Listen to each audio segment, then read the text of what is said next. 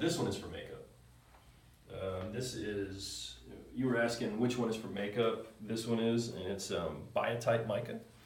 And the way it gets on is you take little pieces of it and you see how easy they crumble up. And so that is the glitter that you find in makeup.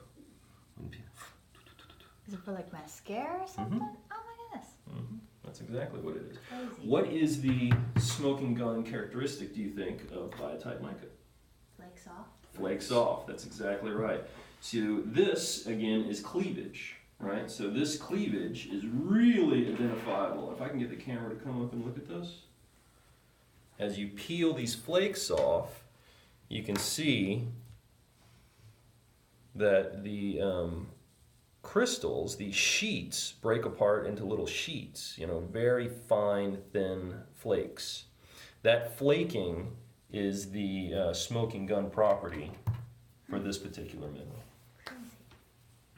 And the fact that it's shiny, sparkly, crumbles really easily, and breaks apart in those sheets makes it perfect for makeup.